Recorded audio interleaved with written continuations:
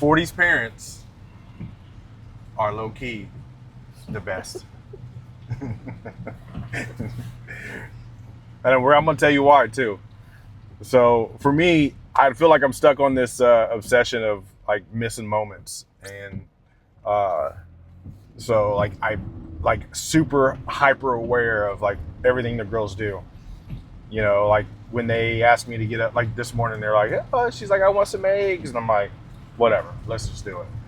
You know, even though I didn't feel like cooking eggs, I'm like, all right, what kind of eggs? You know, so because one day she's gonna stop asking me for that kind of stuff. They're gonna stop asking me to pour their milk or, you know, read them a story or whatever. So I don't know why. I'm just hyper alert, and maybe it's because, you know, I'm not having any more kids ever. So, No. So the kids are obviously getting the best version of me, or, you know, at least they feel that way because I'm catering to them, and, you know, they're like, oh, daddy does everything I ask him to do, so I'm going to do it. You know, I'm going to ask him. So, but I still, you know, obviously I make them do things on their own. Both of our kids are super independent, so I love that about them. Yeah.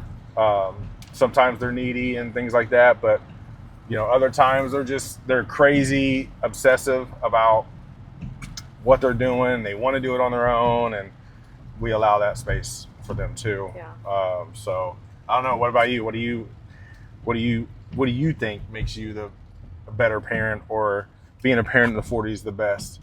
Or do you? You might disagree. I don't know. Your back might hurt a little too much or something.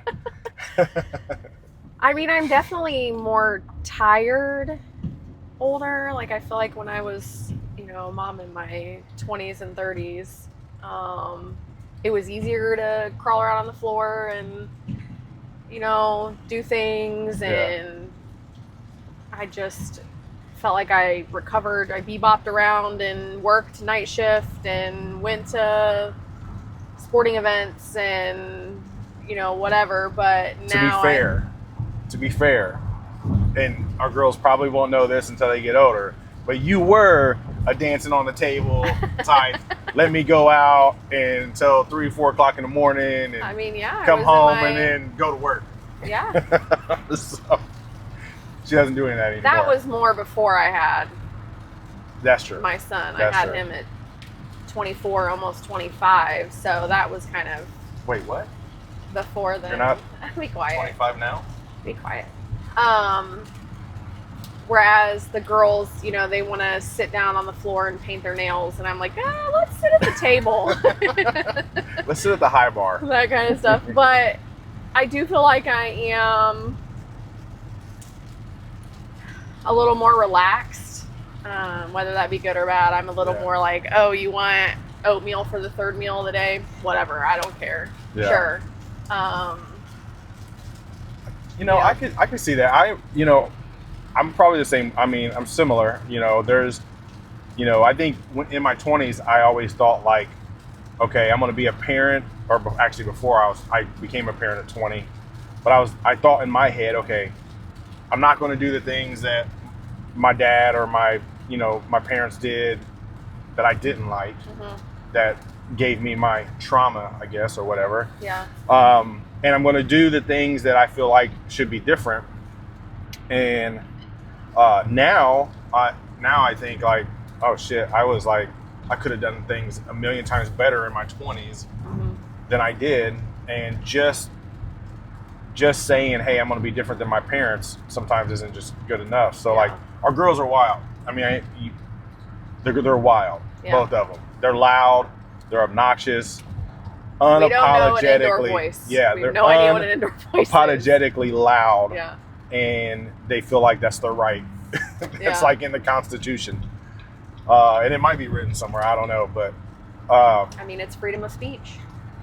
Yeah, and you know, and sometimes the squeal, you know, we have to be like, hey, that's enough. My other kids weren't that loud. I mean, they played, and they of course they fought each other and stuff like that. And, you know, I didn't have them every day like we do ours. Yours is a little different. You did have. I had him.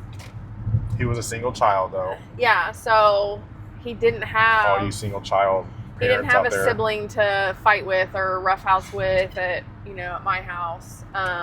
He was very good at playing with his NASCARs or monster trucks or whatever by himself. Yeah. If he wanted me to play, I would play, but I remember him being 3 years old and I'm like, what are you doing? And he's like, lining up my monster trucks. And I'm like, oh, that's cool. And he's like, it's not scientific, Mom. You little serial killer. And I was what are you like, doing? okay, like, my bad. I didn't know. You're a psychopath. What are you lining them up like that for? Lining him up because he was getting him ready to race. Yeah. I didn't realize lining up monster trucks was not scientific. So.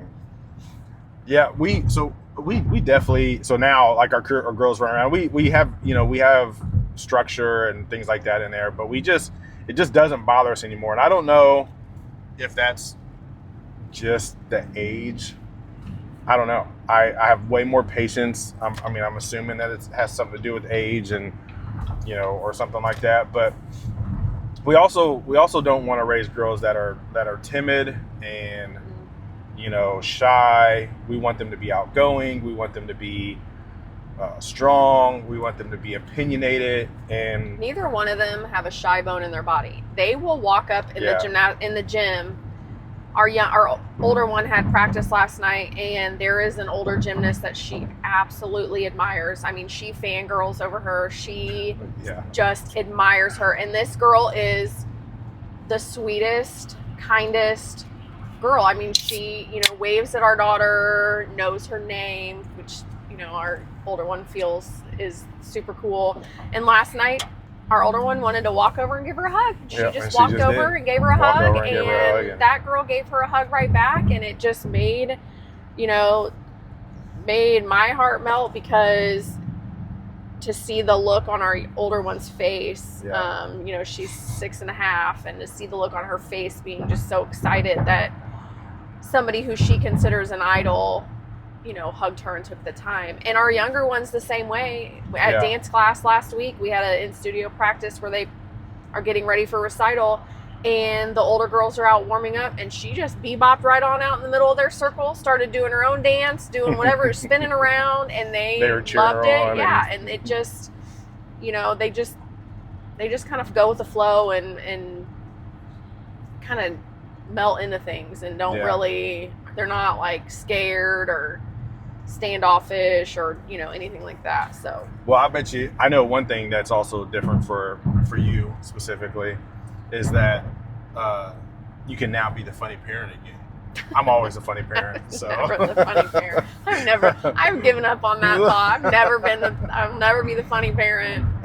My older kids probably think I'm not as funny as I used to be, or as they used to think I would be, even though I still get laughs. I don't know if it's laugh because they think it's stupid, or laugh because it's a dumb dad joke. But even with my son, I was never the funny parent. Yeah. So our girls now think that everything we do is just like the funniest thing. Yeah. They're like, oh my God, I love your videos, blah blah blah blah blah blah blah.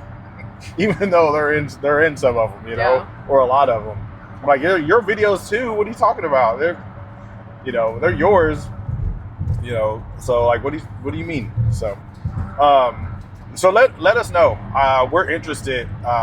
There's a ton of difference. So even if you're a 40s parent, if you're a 40s parent with younger kids and you don't have older kids, let us know how that process is with you. Like what struggles do you have? And if you're a younger parent now, currently, don't let us discourage you, because there's a lot that you could probably learn from an older parent, and you don't have to, obviously, but there's a lot you can learn. And I wish I had someone I could look up to, like, hey, life is too short. You don't have to be so hard. Because I think that's one of the things that we both align on is, when our girls need a day, they just need a day. That's definitely probably the biggest difference is when my son was in school and younger, unless he had a fever, throwing up, whatever, he went to school. It didn't matter.